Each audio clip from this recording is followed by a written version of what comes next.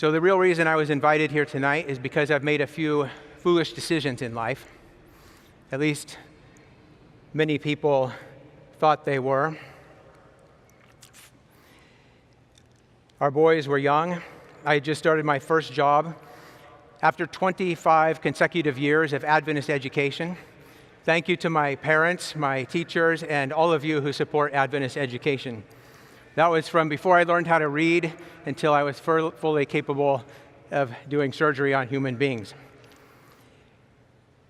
And we were on the verge of experiencing the pleasures of American life. But we decided to sell our house, pack up our belongings, and move to the Dominican Republic. Friends, family members, financial counselors, many told us not to do it. But in the end, we didn't take that advice. It wasn't a last-minute decision. This was an ideology that I was exposed to early in life. My grandfather moved with my grandmother and their infant son to a remote and wild part of the Belgian Congo in 1936, where he was a surgeon for over 20 years of his career. And when we were young kids, we got to visit my grandparents. I got to see my first operation, and this formed the seeds for many of the decisions I would make later in life. We had a naive desire to make the world a better place, and I don't think it's really become a better place in the last 20 years, but for sure the decision made a difference in the lives of a few people. And even though it wasn't the motivation, it was an invaluable experience for us.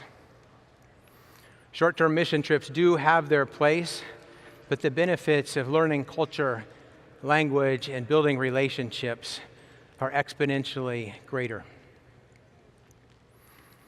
I work for a Christian organization called Cure International. Cure operates a network of about 8 hospitals, mostly in Africa, mostly focused on children's orthopedics.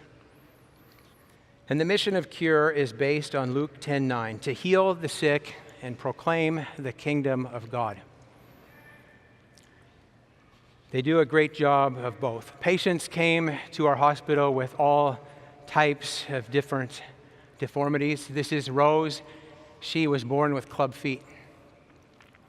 She's a 6-year-old girl. And more impressive even than the look of her feet before and after surgery is the look on her face. Will Mary is an infant that came to us with congenital constriction band syndrome, fibrous bands that constrict the vascular supply, oftentimes ending with an amputation. She came to us just in time to have a simple operation, and I happened to have the privilege of being there for her at a time and place when she needed me, and hopefully her life has been better because of that. Amy is a girl that had scoliosis. She had a complicated operation to straighten her spine and prevent it from getting worse.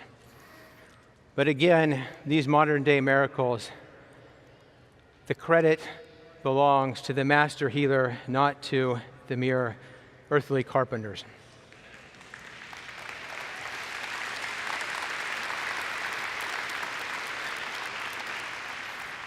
I originally wanted to go to a hospital in Africa like my grandfather, but church leaders said that orthopedics was not needed in mission hospitals.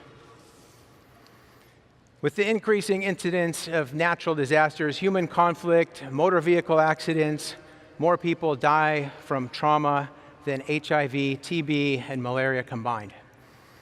And many, many more millions of people who survive trauma don't have access to the care they need.